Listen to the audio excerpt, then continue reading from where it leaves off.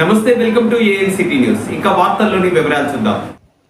భద్రాద్రి కొత్తగూడెం జిల్లా గుండాల మండలం షెట్టుపల్లి గ్రామ పంచాయతీలో ప్రొఫెసర్ జయశంకర్ బడిబాట కార్యక్రమంలో ఎంయూపీఎస్ ఉపాధ్యాయులు హెచ్ఎం మాట్లాడుతూ షెట్టుపల్లి గ్రామ పంచాయతీలోని స్కూల్ పిల్లలందరినీ బడిలో చేర్చాలని, బడియుడు పిల్లలందరినీ పనులకు పంపించకుండా తల్లిదండ్రులు బడికి పంపాలని, డ్రాప్ అవుట్ పిల్లల్ని కూడా హాస్టల్కు పంపాలని వారికి అవగాహన సదస్సు నిర్వహించారు.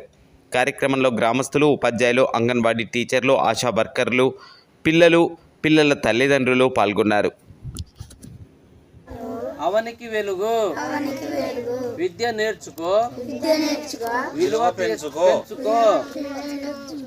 ఆడపిల్ల చదువు నేర్చుకో, ఆవనికి వెలుగు, విద్య నేర్చుకో, విలువ పెంచుకో. బడియుడు పిల్లలు బడిలోనే ఉండాలి, పెద్దలు పనికి, పిల్లలు బడికి, పెద్దలు పనికి, బడియుడు పిల్లలు బడిలోనే ఉండాలి. పచ్చని చెట్లు ప్రగతికి మెట్లు, పచ్చని చెట్లు ప్రగతికి మెట్లు.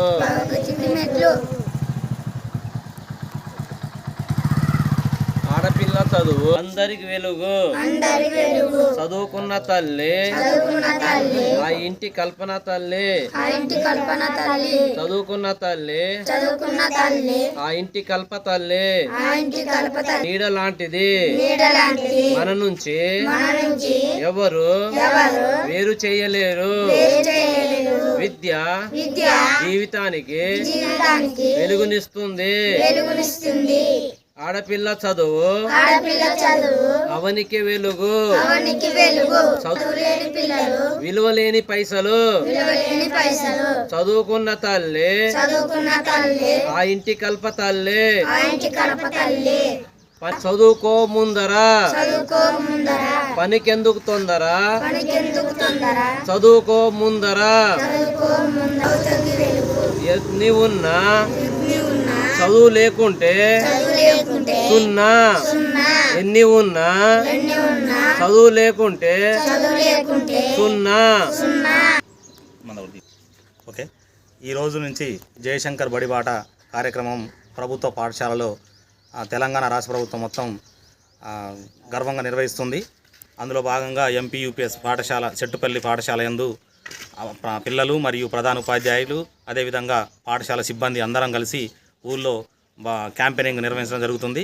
అందరినీ కూడా బడియుడి పిల్లలందరినీ బడిలో చేర్పించాలని, అదేవిధంగా డ్రాప్ అవుట్స్ పిల్లలు ఉన్నటువంటి వాళ్ళ యొక్క లిస్టు కూడా తయారు చేసుకొని అంగన్వాడీ టీచర్ల ద్వారా మరియు ఏఏసి కమిటీ చైర్మన్ ద్వారా మేమందరినీ కూడా పిల్లల్ని డ్రాప్ అవుట్స్ లేకుండా క్యాంపెయినింగ్ నిర్వహించడం జరుగుతుంది ఊళ్ళో.